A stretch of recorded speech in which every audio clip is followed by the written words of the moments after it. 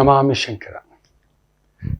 Dasharathi chits private limited ಅರ್ಪಿಸುವ ನಮಾಮಿ ಶಂಕರ ಆಧ್ಯಾತ್ಮಿಕ ಕಾರ್ಯಕ್ರಮಕ್ಕೆ ತಮಗೆಲ್ಲರಿಗೂ ಆದರದ ಸ್ವಾಗತ. ಚೀಟಿ ಹಾಕಿ ಅಲೆದು ಅಲೆದು ಸುಸ್ತಾಗಿದ್ದೀರಾ? ಬೇರೆ ಬೇರೆ ರೀತಿಯ ಶ್ಯೂರಿಟಿಗಳನ್ನು ಕೇಳಿ ನಿಮ್ಮ ತಲೆ ತಿಂತಿದ್ದಾರ? ಚೆಕ್ ಬೌನ್ಸ್ ಚಾರ್ಜಸ್ ಹಾಕ್ತಿದ್ದಾರಾ? ನಿಮ್ಮ ಸಿಬಿಲ್ ಸ್ಕೋರ್ ಕೇಳ್ತಿದ್ದಾರಾ? Personal surety ಕೇಳ್ತಿದ್ದಾರಾ?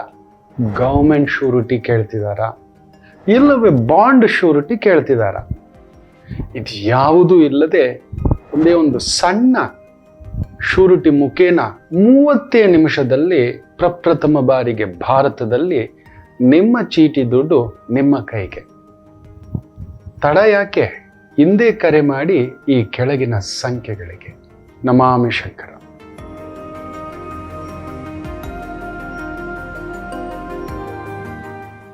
ನಮಾಮಿ ಶಂಕರ. ಸದಾಶಿವ ಸಮಾರಂಭಂ ಶಂಕರಾಚಾರ್ಯ ಮಧ್ಯಮಾಂ ಅಸ್ಮದಾಚಾರ್ಯ ಪರ್ಯಂತಂ ವಂದೇ ಗುರು ಪರಂಪರಾಂ. ಶ್ರುತಿ ಸ್ಮೃತಿ ಪುರಾಣಾನಾಂ ಆಲಯಂ ಕರುಣಾಲಯಂ ನಮಾಮಿ ಭಗವತ್ಪಾದಂ ಶಂಕರಂ ಲೋಕಶಂಕರಂ. ನಾಡಿನ ಸಮಸ್ತ ವೀಕ್ಷಕ ಬಂಧುಗಳ ಪಾದಾರವಿಂದಗಳಿಗೆ ನನ್ನ ಶಿರಸಾಷ್ಟಾಂಗ ನಮಸ್ಕಾರಗಳು. ವಿಶ್ವಾಸ ಅನ್ನೋದು ಕಮ್ಮಿ ಆದಮೇಲೆ ಬಾಗಿಲಿನ ಜನ್ಮವಾಯಿತು. ಎಷ್ಟು ವಿಚಿತ್ರ ಅಲ್ವಾ ಮಕ್ಕಳೇ? ನಾವು ಈ ಕಲಿಯುಗ ಪ್ರಭಾವ ಇದೆಯಲ್ಲ, ಇವತ್ತಿಗೂ ಶನಿ ಸಿಂಗಾಪುರ್ ಅಂತ ಮಾತಾಡ್ತೇವೆ, ಅಲ್ಲಿ ಬಾಗಿಲುಗಳೇ ಇಲ್ಲ ಅಂತ. ಅಷ್ಟೊಂದು ನಂಬಿಕೆ.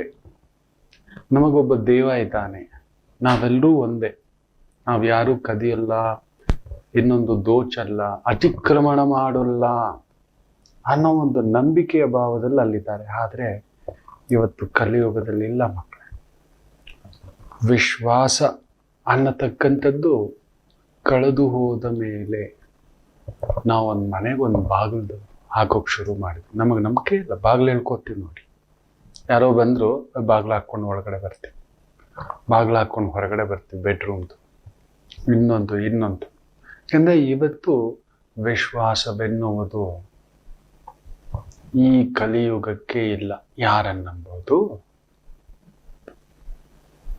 ಯಾರಿಗೆ ಹೇಳ್ಕೊಳ್ಳೋದು ನಮ್ಮ ಸಮಸ್ಯೆ? ಯಾರ ಹತ್ರ ಕಷ್ಟ ಹೇಳ್ಕೊಳ್ಳೋದು? ಯಾರನ್ನು ನಂಬಿ ಒಳಗಡೆ ಬಿಟ್ಕೊಳ್ಳೋದು? ಅದು ಹೃದಯಕ್ಕೂ ನಡೆಯುತ್ತೆ ನೋಡಿ. ನಮಗೆ ವಿಶ್ವಾಸ ಕಮ್ಮಿ ಆದ ಮೇಲೆ ಹೃದಯದ ಬಾಗಿಲು ಕೂಡ ಹಾಕೋಬಿಟ್ಟಿದ್ದಾರೆ. ಯಾರನ್ನು ನಂಬೋದಪ್ಪ? ಅನ್ನ ಇಟ್ಟವರನ್ನ, ನೆರಳು ಕೊಟ್ಟವರನ್ನ, ಬದುಕು ಕೊಟ್ಟವರನ್ನ, ದಾರಿ ತೋರಿಸಿದವರನ್ನ, ಮಾರ್ಗದರ್ಶಕನನ್ನ ಖಂಡಿತ ಇಲ್ಲ. ಈ ಲೋಕವೇ ಹಾಗೆ, ವೆರಿ ಶಾರ್ಟ್ಕಟ್ ಬದುಕು. ಅವರವರ ಕಾರ್ಯಕ್ಕಷ್ಟೇ. ಅದಕ್ಕೆ ಏನೋ ವಿಶ್ವಾಸ ಕಮ್ಮಿಯಾದ ಮೇಲೆ ಬಾಗಿಲಿನ ಜನ್ಮವಾಯಿತು. ಅದು ಬಿಡಿ, ವಿಶ್ವಾಸಘಾತ ಆದ ಮೇಲೆ, ವಿಶ್ವಾಸದ್ರೋಹ ಬಂದ ಮೇಲೆ ಆ ಬಾಗಿಲಗೊಂದು ಬೀಗ, ಲಾಕರು ಎಲ್ಲ ಬಂದ್ಬಿಡ್ತು. ಅದಿದ್ದು ಆಪತ್ತು ನೋಡಿ. ಮೊದಲೆಲ್ಲ ನನಗೆ ನೆನಪಿದೆ, ನಾವೆಲ್ಲಾದ್ರೂ ಅವ್ವ ಕರ್ಕೊಂಡು ಹೋಗೋದು, ಎಲ್ಲೋ ಪಕ್ಕದ ಮನೆಯವ್ರಿಗೆ ಬೀಗ ಕೊಟ್ಬಿಟ್ಟು ಹೋಗೋದು. ಬಾಗಿಲು ಹಾಕಿದ್ದಿದ್ರು, ಬೀಗ ಹಾಕಿರ್ತಿರ್ಲಿಲ್ಲ, ನೋಡ್ಕೊಳ್ಳೆ ಅಂತ. ನಿಂಗೆ ಏನಾದರೂ ಬೇಕು ಅಂದ್ರೆ ತಗೊಳ್ಳೆ ಅಂತ ಹೇಳಿಬಿಟ್ಟು ಹೋಗೋರು. ಇವತ್ತು ಅಂಥ ಭಾವದಲ್ಲಿ ನಾವು ಬದುಕುತ್ತಿದ್ದೇವೆಯಾ? ಯೋಚನೆ ಮಾಡಿ. ಅರೆ ಪಾರ್ಕಿಂಗ್ ಸಿಕ್ಕಿದ್ರೆ ಸಾಕು ನುಗ್ಸು ಅಂತಾರೆ, ಟ್ರಾಫಿಕ್ ನುಗ್ಗು ಅಂತಾನೆ. ಇವತ್ತು ದಿಢೀರ್ ಮಳೆ ಬೆಂಗಳೂರಲ್ಲಿ ಬೀಳ್ತಿರೋ ರಭಸಕ್ಕೆ ನೀವು ರಸ್ತೆ ಮೇಲೆ ಬಂದು ನೋಡಿ, ಪ್ರಾಣ ಹೋದಾಗುತ್ತೆ. ಪಕ್ಕದಲ್ಲಿರೋನಿಗೆ ಆ ಪ್ರಜ್ಞೆ ಇಲ್ಲ. ನಿನ್ನ ಹಾಳಾಗೋಗೋ, ನನಗೇನು ಬೇಕು, ನನ್ನ ಬೀಗ ನಂದು. ಗಾಬರಿ ಆಗುತ್ತೆ. ಅಂದ್ರೆ ಬೀಗ ಬಂದ್ಬಿಟ್ಟಿದೆ ಈಗ, ಪ್ರತಿಯೊಂದಕ್ಕೂ ಬೀಗ. ಮನೆಗಷ್ಟೇ ಇಲ್ಲ, ಮನಸ್ಸುಗಳಿಗೂ ಕೂಡ ಬೀಗ ಬಂದು ಬಿಟ್ಟಿದೆ. ವಿಶ್ವಾಸ ದ್ರೋಹ ಅನ್ನತಕ್ಕಂಥದ್ದು ಹುಟ್ಟಿದ ಮೇಲೆ ಆ ಬಾಗಿಲಿಗೆ ಬೀಗ ಕೂಡ ಹುಟ್ಕೋಬಿಟ್ಟಿದೆ ಮಕ್ಕಳೇ. ಯೋಚನೆ ಮಾಡಿ ನೋಡಿ. ಎಲ್ಲಿ ಯಾರನ್ನು ನಂಬೋದು, ಎಲ್ಲಿ ನಾವು ಜೀವಿಸೋದು? ಈ ಲೋಕದ ಒಂದು ಪರಿವೆ ಎಲ್ಲಿಗೆ ಹೋಗ್ತಿದೆ ನೋಡಿ. ನಾವೆಲ್ಲ ಒಂದು ನಂಬಿಕೆಗಳಲ್ಲಿ ಬದುಕ್ತೇವೆ. ಇದು ಒಂದು ಜೀವನ, ಇದು ಒಂದು ಕುಟುಂಬ, ಇದು ಒಂದು ಸಂಗಾತಿ, ಇದು ಒಂದು ವ್ಯವಹಾರ, ಇದು ಒಂದು ಪಾಲುದಾರಿಕೆ, ಇದು ಒಂದು ಜವಾಬ್ದಾರಿ, ಯಜಮಾನನ ಜವಾಬ್ದಾರಿ, ಕೆಲಸದವನ ಜವಾಬ್ದಾರಿ, ಡ್ರೈವರ್ ಆಗಿ ಜವಾಬ್ದಾರಿ, ಆಫೀಸ್ ಬಾಯ್ ಆಗಿ ಜವಾಬ್ದಾರಿ. ಖಂಡಿತ ಇಲ್ಲ, ಖಂಡಿತ ಇಲ್ಲ. ನಮ್ಮ ಕಡೆ ಒಂದು ಮಾತು ಹೇಳ್ತಾರೆ ನಮ್ಮ ಗುರುಗಳು, once A thief is an always A thief. ಅದು ಎಲ್ಲದಕ್ಕೂ ಅಪ್ಲೈ ಆಗುತ್ತೆ, ಎಲ್ಲದಕ್ಕೂ. ಒಂದು ಬಾರಿ ಕದ್ದವನು ಅವನು ಸದಾ ಸದಾ ಕಳ್ಳನೇ ಅನ್ನತಕ್ಕಂಥದ್ದು ಹೇಳ್ತಾರೆ. ತಪ್ಪಿಸ್ಲಿಕ್ಕಾಗೋದಿಲ್ಲ ಅವನ ಬುದ್ಧಿ, ಅವನ ಆಲೋಚನೆ, ಅವನ ವಿವೇಚನೆ. ಅದಕ್ಕೇನೋ ಬೀಗಗಳು ಬಂದ್ಬಿಟ್ಟಿದೆ, ಪ್ರತಿಯೊಂದಕ್ಕೂ ಬೀಗ. ಅಮ್ಮನ ರೂಮಿಗೆ ಬೀಗ, ಅಪ್ಪನ ರೂಮಿಗೆ ಬೀಗ, ನನ್ನ ಕಬೋರ್ಡಿಗೆ ಬೀಗ, ನನ್ನ ಮಕ್ಕಳು ರೂಮ್ಗೆ ಹೋದ್ರು ಅವರು ಬೀಗ. ನಮಗೆ ಆಶ್ಚರ್ಯ, ನಮ್ಮ ಮಕ್ಕಳು ಇದೇನಿದು ಬೀಗ ಹಾಕಿಟ್ಕೊಂಡಿದ್ದಾರೆ ಅಂತ. ಲಾಕರ್, ಪಾಸ್ವರ್ಡ್ಗಳು. ನನ್ನ ಮೊಬೈಲಿಗೆ ಪಾಸ್ವರ್ಡ್ ಇಲ್ಲ. ಅದಿದ್ರೂ ಕೂಡ ನನ್ನ ಧರ್ಮಪತ್ನಿ ಗೊತ್ತಿದೆ, ನನ್ನ ಮಕ್ಕಳಿಗೆ ಗೊತ್ತಿದೆ. They can access. ನಮ್ಮ ಮನೆ ಮಕ್ಕಳು ನೀಟಾಗಿ ಫೋನ್ ಹೊತ್ತು ಇಟ್ಕೊಂಡಿಲ್ಲ.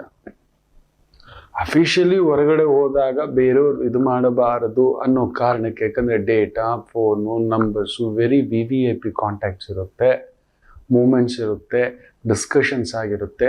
ಅದು ಪರ್ಸ್ನಲಿ ಬೇರೆಯವರಿಗೆ ಶೇರ್ ಮಾಡ್ಲಿಕ್ಕೆ ಆಗಬಾರದು, ನೋಡಬಾರದು ಅನ್ನೋ ಕಾರಣಕ್ಕೆ ಅಲ್ಲೊಂದು ಲಾಕಿನ್ ಸಿಸ್ಟಮ್ ಇಟ್ಟಿದ್ದಾರೆ ಅಷ್ಟೇ. ನಾನು ಇನ್ನು ಮನೆಯಲ್ಲಿದ್ದರೆ ಅವ್ರಿಗೆ ಗೊತ್ತಿದೆ, ಅವರದೆಲ್ಲ ಚೆಕ್ ಮಾಡೋದು ಇಲ್ಲ, ನೋಡೋದಿಲ್ಲ. ಇವತ್ತಿನವರೆಗೂ ನನ್ನ ಧರ್ಮಪತ್ನಿಯ ಫೋನ್ ತಗೊಂಡು ನಾನು ಇವತ್ತಿನವರೆಗೂ ನಾನು ನೋಡಿಲ್ಲ.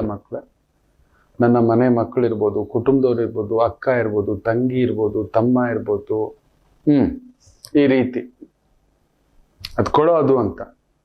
ಮನೆಯ ಹೆಣ್ಣು ಮಕ್ಕಳು ಅಷ್ಟು ಜನ ಇದ್ದಾರೆ, ವಯಸ್ಸಿಗೆ ಬಂದ ಮಕ್ಕಳು, ಮದುವೆ ವಯಸ್ಸಿಗೆ ಬಂದಿರೋ ಮಕ್ಕಳಿದ್ದಾರೆ, ಪುಟಾಣಿ ಮಕ್ಕಳು, ವಿದ್ಯಾವಂತರು, ಕಾಲೇಜ್ ಓದ್ತಿದ್ದಾರೆ, ಮಾಸ್ಟರ್ಸ್ ಮಾಡ್ತಿದ್ದಾರೆ.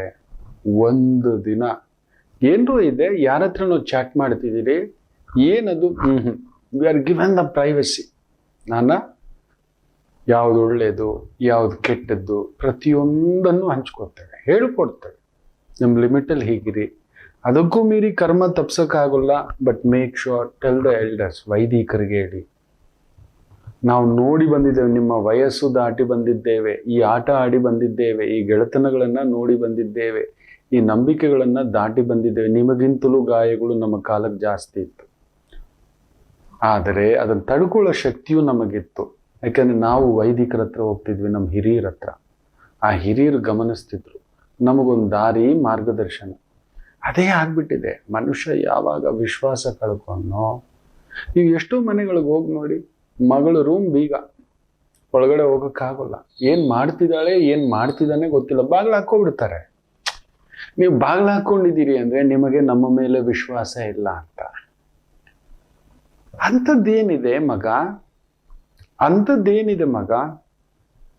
ಏನು ಅಂಥ ರಾಜ್ಯಭಾರ, ಅಂಥ ಸೀಕ್ರೆಟು? ನೀವು ವಾರಿಗೆ ಏನಾದರೂ ಪ್ಲ್ಯಾನ್ ಮಾಡ್ತಿದ್ದೀರಾ? ಇಂಡಿಯಾ ಪಾಕಿಸ್ತಾನ ಇನ್ನೊಂದು ಇಲ್ಲವಲ್ಲ, ಹಂಚ್ಕೋಬೋದಲ್ವಾ? ಬಾಗಿಲು ತೆಗೆದಿಟ್ರೆ ಏನಾಗುತ್ತೆ? ಏನಿದೆ ಅಲ್ಲಿ? ಏನೂ ಇಲ್ಲ, ಎಂಥದ್ದಿಲ್ಲ. ಅಲ್ಲಿಗೆ ನಿಮಗೆ ನಮ್ಮ ಮೇಲೆ ವಿಶ್ವಾಸವಿಲ್ಲ. ಅದು ಬಿಡಿ, ಬೀಗನೂ ಹಾಕ್ಕೊಳ್ಳಿಕ್ಕೆ ಶುರು ಮಾಡ್ಕೊಬಿಟ್ಟಿದ್ದಾರೆ. Don't go to my room, don't touch to my things, don't. ಈ ರೀತಿ ಶುರು ಆಗ್ಬಿಟ್ಟಿದೆ ಇವತ್ತಿನ ಜನ್ರೇಷನ್ಗೆ. ಆಶ್ಚರ್ಯ ಆಗುತ್ತೆ, ಏನೋ ಇದು, ನಮಗದು ಗೊತ್ತೇ ಇಲ್ಲ, ಮುಚ್ಚಿಟ್ಟೇ ಗೊತ್ತಿಲ್ಲ.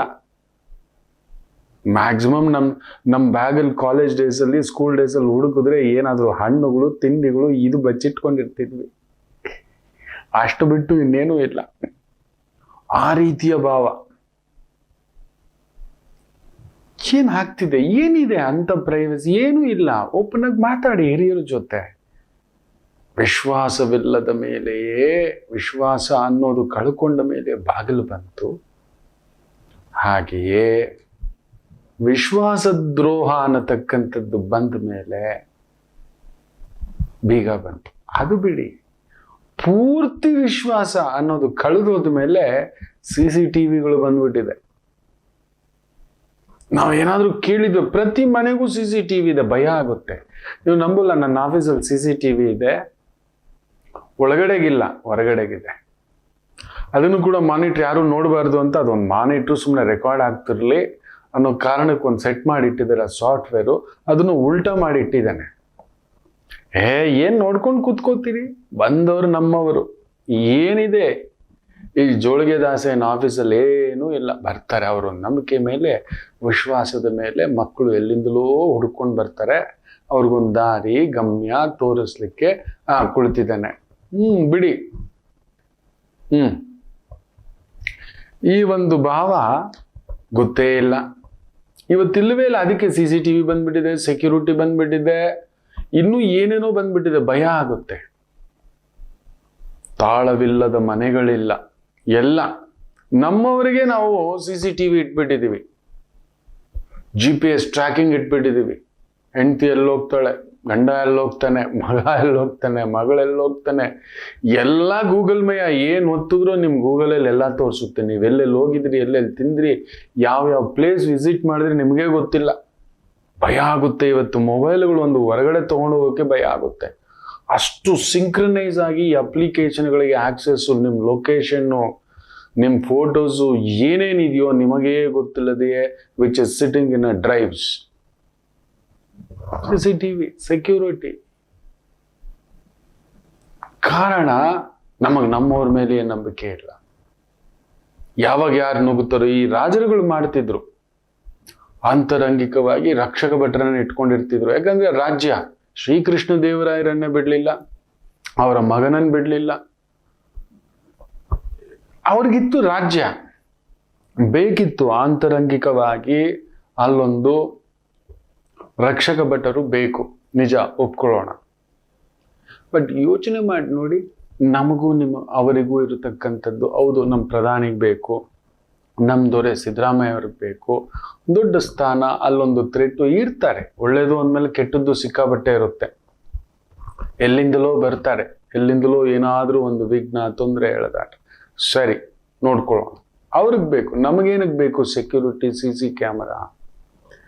ಮತ್ತೆ ಅದಿಲ್ಲದೆ ಬದುಕಿಲ್ಲ. ಅಂದ್ರೆ ನಾವು ಎಲ್ಲರನ್ನ ಹೆಂಗ್ ನೋಡ್ತಿದ್ದೀವಿ, ನಂಬಲಿಕ್ಕೆ ಆಗ್ತಿಲ್ಲ. ನಂಬಿಕೆ ಅನ್ನೋದು ಕಳೆದು ಹೋಗಿಬಿಟ್ಟಿದೆ. ಎಲ್ಲಿಗೆ ಹೆಜ್ಜೆ ಇಡ್ತಿದ್ದೇವೆ ಮಕ್ಕಳೇ? ನಾವು ಯಾವ ಒಂದು ಸಮಾಜವನ್ನ ಕಟ್ತಿದ್ದೇವೆ? ನಮ್ಮ ಭರತಖಂಡ ಈ ರೀತಿ ಇತ್ತ? ನಾವು ಈ ರೀತಿ ಬದುಕಿನಲ್ಲಿ ಯೋಚನೆಯೇ ಮಾಡ್ತಿರ್ಲಿಲ್ಲ, ಗೊತ್ತೂ ಇಲ್ಲ. ನಮಗೆ ಕೆಟ್ಟದೇ ಗೊತ್ತಿಲ್ಲ, ಹಿಂದ್ಗಡೆ ಮಾತಾಡೋದೇ ಗೊತ್ತಿಲ್ಲ. ಹಿಂದ್ಗಡೆ ಆ ಬಿಚ್ಚಿಂಗ್, ಇನ್ನೊಂದು ಏನೇನೋ ಹೇಳ್ತಾರೆ. ಇದೆಲ್ಲವೂ ಶುರು ಆಗ್ಬಿಟ್ಟಿದೆ. ಅದಕ್ಕೆ ವಿಶ್ವಾಸ ಅನ್ನೋದು ಪೂರ್ತಿ ಕಳೆದೋದ್ಮೇಲೆ CC ಕ್ಯಾಮ್ರಾ. ನನ್ನ ಬಗ್ಗೆ ಏನ್ ಹೇಳ್ತಾನೆ ತಿಳ್ಕೊಳ್ಳೋ, ನನ್ನ ಹಿಂದ್ಗಡೆ ಏನ್ ಮಾತಾಡ್ತಾನೆ ತಿಳ್ಕೊಳ್ಳೋ, ಎಲ್ಲಿ ಹೋಗ್ತಾನೆ, ಎಲ್ಲಿ ಬರ್ತಾನೆ, ಪ್ರತಿಯೊಂದು. ಮೊನ್ನೆ ನೋಡಿ, ಒಂದು ಸ್ತ್ರೀ ChatGPT ನಲ್ಲಿ ಗಂಡನ ಬಗ್ಗೆ ಏನೋ ಕೇಳಿ ಡೈವರ್ಸ್ ಕೊಟ್ಟಿದ್ದಾಳಂತೆ. ಪುಣ್ಯಾತ್ಗಿತ್ತು. ChatGPT ಈ ಮಟ್ಟಕ್ಕಾಗಿ ಬಿಟ್ಟಿದೆ ಪ್ರಕೃತಿಯ ಒಂದು ವಿಕೃತಿ. ಪ್ರಕೃತಿ ಜೊತೆನಲ್ಲಿ ಸ್ವೀಕೃತಿಯಾಗಿ ಹೋಗ್ರು ಅಂದ್ರೆ ವಿಕೃತಿಯನ್ನ ತಂದಿಟ್ಕೊಬಿಟ್ಟಿದ್ದೇವೆ ನಾವು. ಎಲ್ಲಿ ನಮ್ಮ ನೆಮ್ಮದಿ ಮಕ್ಕಳು? ಇನ್ನು ಯಾಕೆ ಕಾಯಿಲೆಗಳು ಬರೋಲ್ಲ? ಅರ್ಧಂಬರ್ಧ ಜೀವನ ಆಗ್ತಿಲ್ಲ, ಅರ್ಧಂಬರ್ಧ ಸಾವು. ಯಾವಾಗ ಮೊದಲೆಲ್ಲ ಸಾವಿಗೆ ಕಾಯ್ತಿದ್ರು, ಈಗ ಹಂಗಲ್ಲ. ಸಾವು ಯಾವಾಗ ಬರುತ್ತೆ ಅನ್ನೋದು ಗೊತ್ತಿಲ್ಲ, ಯಾವ ಕ್ಷಣದಲ್ಲಿ ಬರುತ್ತೆ ಗೊತ್ತಿಲ್ಲ. Like this it is coming. ಕಾರಣ ನಮ್ಮ ಮನಸ್ಸು ಸ್ವೀಕೃತಿಯ ಕಡೆಯೂ ಇಲ್ಲ, ಪ್ರಕೃತಿಯನ್ನು ಒಪ್ಪಿಕೊಳ್ಳುತ್ತಲೂ ಇಲ್ಲ. ನಾವು ವಿಕೃತಿ ಆಗ್ಬಿಟ್ಟಿದ್ವಿ. ಹೋದ್ರೆ ಹೋಗ್ಲಿ, ನಮ್ಮ ಆಕೃತಿಯನ್ನಾದ್ರೂ ಉಳಿಸ್ಕೊತಿದೀವ, ಅದೂ ಇಲ್ಲ. ವಿಕೃತಿಯ ಪರಾಕಾಷ್ಠೆ. ಯೋಚಿಸಿ, ನಿಮ್ಮ ಮನೆಗೆ, ನಿಮ್ಮ ಮನಸ್ಸಿಗೆ ಬಾಗಿಲು ಬೇಕಾ? ಆ ಬಾಗಿಲಿಗೊಂದು ಬೀಗ ಬೇಕಾ? ಇಲ್ಲ ಅದಕ್ಕೂ CC ಕ್ಯಾಮ್ರಾ ಏನಾದರೂ ಇಟ್ಕೊಬಿಡ್ತೀರ ಹೃದಯಕ್ಕೆ ಅನ್ನತಕ್ಕಂಥದ್ದು. ದೈವವೇ ನಿಲ್ಲಬೇಕಷ್ಟೆ. ಮಾತೃದೇವೋಭವ. ನಮಾಮಿ ಶಂಕರ. ಕಟಕ ರಾಶಿಗೆ ಯಾವಾಗಲೂ ಕುಟುಕ್ತಲೇ ಇರುತ್ತೆ ಜೀವನ. ಒಂದ ಸಂಗಾತಿ ಇಲ್ಲ ಮಕ್ಕಳು. ಹಾಗೆ ಮೀನ ರಾಶಿಯವರಿಗೆ ಒಂದು ತಂದೆ ಇಲ್ಲ ತಾಯಿ, ಇವರಿಂದ ದೂರ ಇರ್ತೀರಿ. ಇಲ್ಲ ಹತ್ರಕ್ಕೆ ಹೋದಷ್ಟು ನೋವು ತಿಂತೀರಿ. ಅನುರಾಧ ನಕ್ಷತ್ರಕ್ಕೆ ಯಾವಾಗಲೂ ಅನುರಾಧ ದೋಷವೇ. ಯಾಕೋ ಜ್ಯೇಷ್ಠ ನಕ್ಷತ್ರದವ್ರಿಗೆ ಮದುವೆ ವಿಚಾರದಲ್ಲಿ ಅಲ್ಲೊಂದು ಯುದ್ಧವೇ. ಏನು ಕನ್ಯಾ ರಾಶಿ ಕೇಳಲೇಬೇಡಿ, ಕಣ್ಣೀರು ತಪ್ಪಿದ್ದಲ್ಲ. ಯಾಕೆ ಇಷ್ಟೆಲ್ಲ ಕನ್ಫ್ಯೂಷನ್ ತಿಳ್ಕೋಬೇಕಾ? ಫೋನಿನ ಮುಖಾಂತರವೇ ನಿಮ್ಮ ಸಮಸ್ಯೆಗಳಿಗೆ ನಾವು ನಿಮ್ಮ ಜೊತೆ ಇದ್ದು ಪರಿಹಾರ ಕೊಡ್ತೇನೆ. ನಾನು ನಿಮ್ಮ ಪ್ರೀತಿಯ ರವಿಶಂಕರ್ ಗುರೂಜಿ. ಈ ಕೆಳಗಿನ ಫೋನ್ ಸಂಖ್ಯೆಗೆ ಕರೆ ಮಾಡಿ ನಿಮ್ಮ ಪ್ರಶ್ನೆಗೊಂದು ಉತ್ತರ ಪಡೆಯಿರಿ. ನಮಾಮಿ ಶಂಕರ.